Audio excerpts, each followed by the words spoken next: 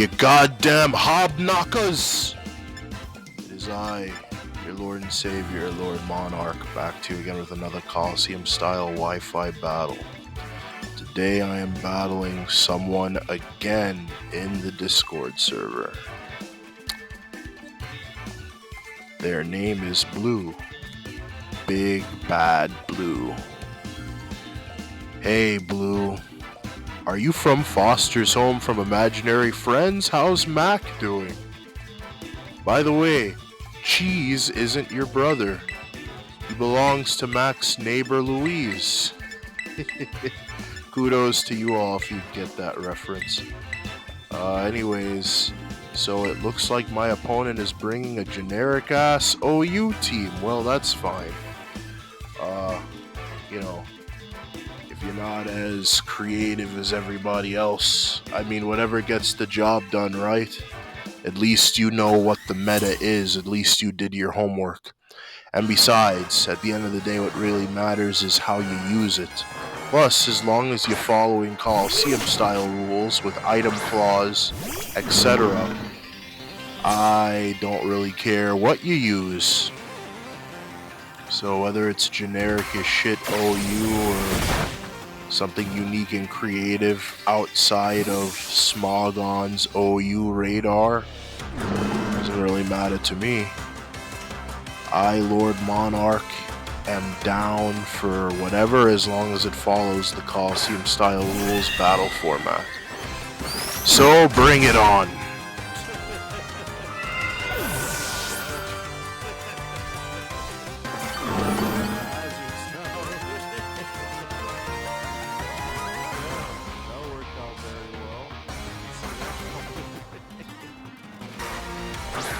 So let me tell you guys another story, because again, I don't really see the point in narrating a battle when you clearly fucking see what the hell's going on. So I was working as a security guard again.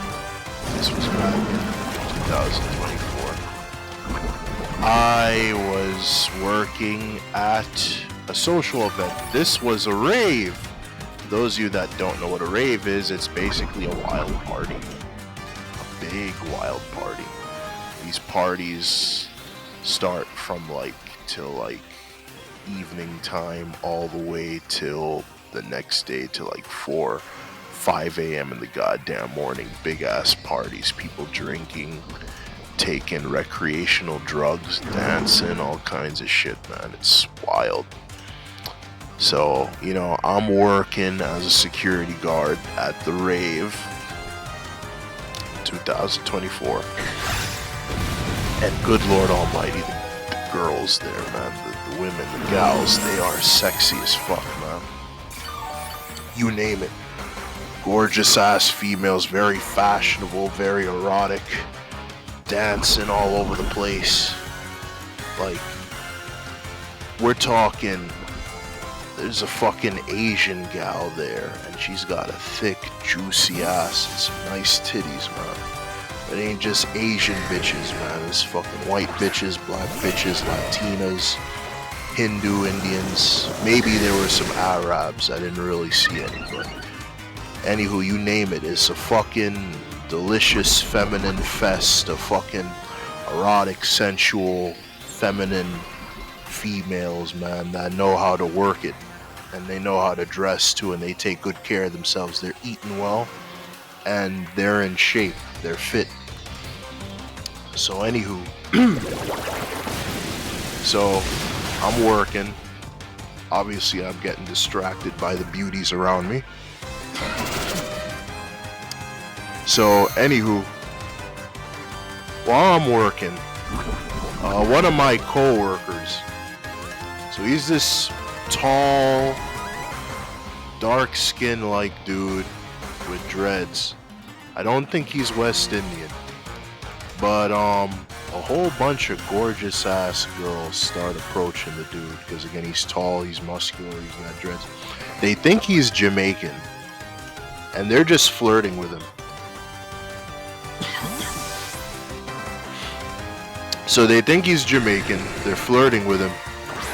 They're just offering this dude their number. just like that, and the dude barely does anything. I think the guy was married or something, but anywho. So, yeah, there's a saying out on the streets. The saying is, girls love Jamaican guys, especially the tall, muscular ones. And when a guy starts speaking in patois, I want to go on, rude gal, patois like that, they get really turned on by that, by the Jamaican accent and everything. Fortunately for me, I got this flab on my body that I gotta fucking burn off, and this dude looked like he was like fucking 6'7". He was like a fucking giant. Me, I'm just 6'1". I'm tall, but I'm not a giant like tall. Holy shit, man. Need to drink some fucking water. Keep coughing. Anywho, back to my story. So, this guy, he's getting the numbers. I think he's just like, truth be told, he said he didn't really want the numbers. He just wanted the girls to leave him alone. Because he's married and shit, and he knows that these bitches are wild. You don't want none of that. So anywho, oh hold on, let me drink this water here.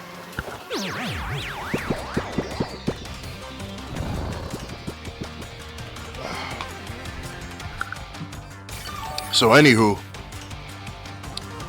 the girls wanted him to give them the number, but he was like, nah, I'll take your number. He's like, I ain't calling those bitches, I'm married. Those bitches are nothing but trouble. I don't want them calling me. But anywho, yeah, I got all this flab, so that puts me at a disadvantage. I am not dark skinned, I'm like brownish. I used to be a lighter complexion when I was younger. And my patois is rusty because my mother did not allow me to practice it. My mother would beat my butt every time I tried speaking patois. She'd say, no, don't speak patois, speak prim and proper. Basically the way how I'm speaking now, you know, proper American English. Even though the real English is British English. That's the OG English, but anywho. Yeah, so thanks a lot, Mom. You put me at a huge ass disadvantage. Now, this dude is just getting the top tier bitches just like that, just by standing there without really doing much or saying much. And me, I gotta go out there and hustle. I'd be fucking fortunate if I even get a number or two. This motherfucker just standing there getting top tier fucking bitches walking. Yo, man, I swear to goodness, man, the struggle out here, yo, it's hard out here, dog. Always hustling and bustling. It's hard out here. Yo, another thing, tell me this. These dudes going to the rave and they have all these top tier ass fucking female partners, dog. It's fucking crazy. Some of them is married to them. Some of them, you know, they're in a boyfriend-girlfriend relationship. Some of them is engaged and they're just out here having a good time, dancing, vibing. Yo, how did these motherfuckers get these top-tier ass females, dude? Yo, they must have a fucking secret or some shit. Or maybe they're just a bunch of chads. You know what? This fucking reminds me of that episode of Jerry Seinfeld. Where Seinfeld was doing his comical routine, and in that routine it was like, yeah, how do men get women? It's so rough and difficult. How do they do it? Oh, not to worry, there are men that are with women and they'll be there to help you. They'll help you, guide you along the way. It's fucking hilarious. Ah, man. Lucky ass motherfuckers. They're tapping that high quality top tier pussy and I'm out here hustling, bustling just to get a fucking number or two. Oh well, life's not fair. It is what it is. But yeah. Oh man, working at those raves, man, watching those gals dance, it was fucking crazy, man. It was goddamn fucking crazy. And I didn't just work at raves, I worked at other fucking social events too. It was an interesting moment in my life, but I didn't just work at raves. Well, I did work at, the social events in 2024, but before 2024, like 2022, I think 2021, memory's a little fuzzy, but like 2021, 2022, I did indeed work at like bars and clubs, and the bars I'd work at are like top tier fancy clubs. We're talking clubs where like upper middle class and rich class people go to. Like, you need to have money to go to these places. Gals there are gorgeous, they know how to dress, again, they're fit. And the dudes there, you already know these dudes ain't broke, and they're more than just fucking financially stable. But of course, the majority of the motherfuckers there, they're using daddy and mommy's money. They're not using their own money. But, obviously not everybody there is gold diggers and opportunists. You probably find like 2 or 3 gals there that's genuine. But anywho, yeah, that's my story for this battle. I don't want to tell all my stories at once. I have another story for the next battle.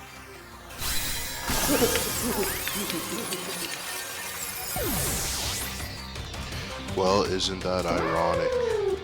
I took out one of my opponent's mons with the move counter, and they took out one of my mons with the move mirror coat. Ain't that just a son of a bitch? Keep watching, everybody.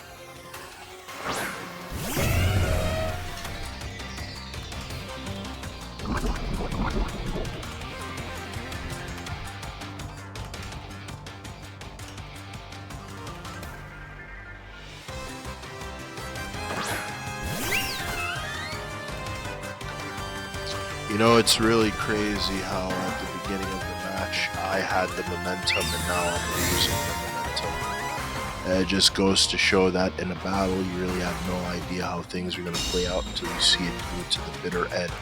The very last Mon. Another reason why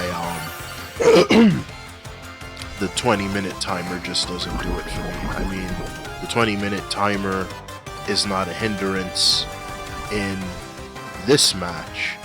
I'm just speaking in general. The 20-minute timer really doesn't do it for me because, again, as you can see with this match that I have with the fellow in Discord, Big Bad Blue,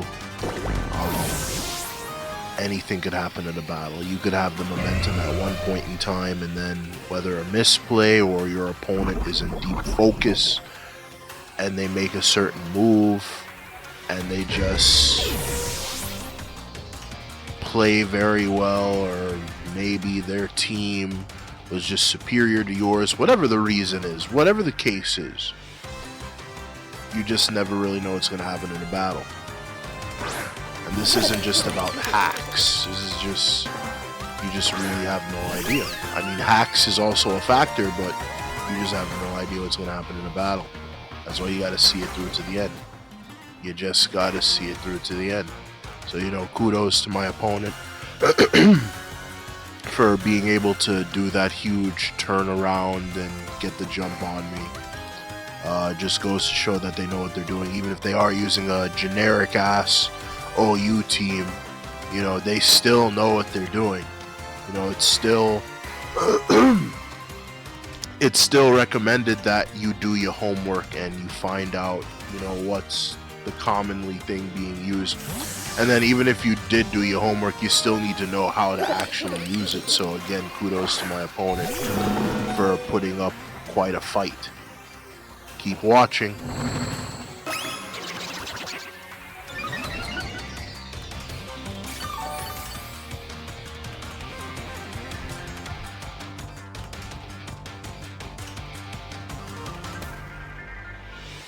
Alrighty, so my opponent wins this round.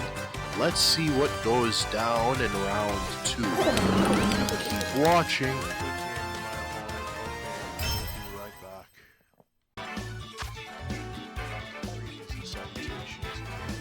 Looks like my opponent is using the same team they used in the last round. Now, I don't know if they got the memo that they could use a different team again. This is a best 2 out of 3, so the most amount of mons that you could use in these types of battles is 18 different mons.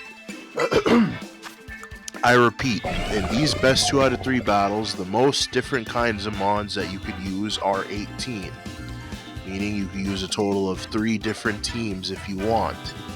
Of course, you can also use the same team if you want to. Now, I don't know if my opponent is using the same team again because this is all that they had, or they just have a lot of confidence in this team, feeling that they could win because they won the last round, or they just didn't understand the rules.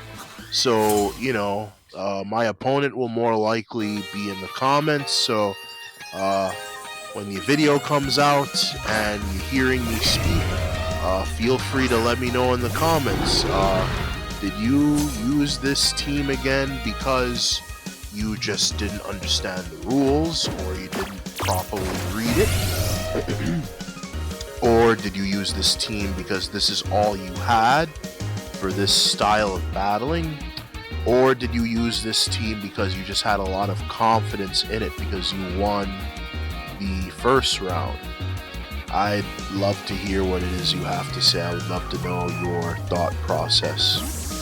Anywho, continue to watch this battle. I believe you guys are going to enjoy round 2.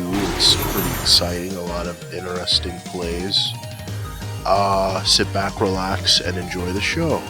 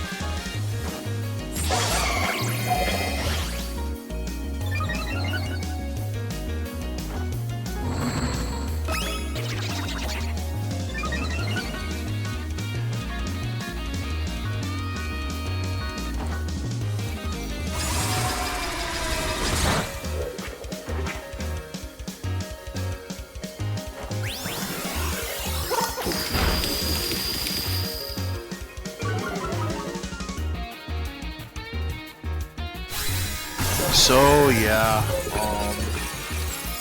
silly me, I overestimated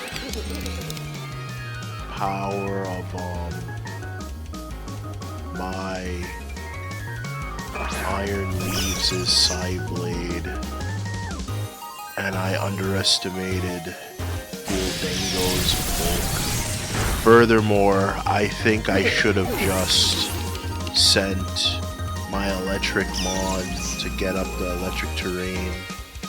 I should have just sacked it off via the Dragonite rather than sending out Grimmsnarl and trying to get a Reflect, because obviously extreme speed is going to out-prioritize Prankster.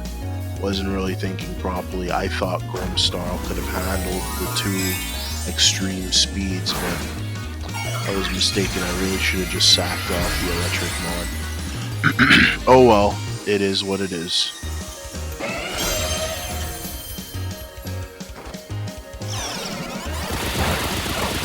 Now, I'm not gonna beat myself up too much over the Great Tusk with Terra Steel. Even though Terra Steel Great Tusk is a very common Terra, you're gonna see in the other battles that I have, especially one in particular, the Season 3, you're gonna see the very definition of you really have no fucking idea what the ever shit is gonna happen in the battle. Just because something is the social norm does not mean everyone follows that social norm. So there's no definitive means that I could tell that that damn Great Tusk was fucking Terra Steel. Obviously, if I had known it was Terra Steel, I would have gone for fucking Thunderbolt and would have one-shotted the Great Tusk, because Great Tusk has a terrible special defensive stat. And well, Alolan Raichu, well, it just wrecks shit when it's in the electric terrain. But, you know, kudos to my opponent for making that play. It is what it is. Oh well. Yeah, so it looks like my opponent won the best 2 out of 3. Good for them. I look forward to battling them again in the future. Next time, I'm either going to modify the teams that I just used, or I'll just use entirely different teams. But regardless, again, I look forward to battling Big Bad Blue in the future. I believe that when I have a rematch with Big Bad Blue, I think I'll give a more favorable performance. Anywho, I hope you all enjoyed this Coliseum-style best 2 out of 3 match. Thank you all for watching, and you all have a good one. Till next time, sayonara.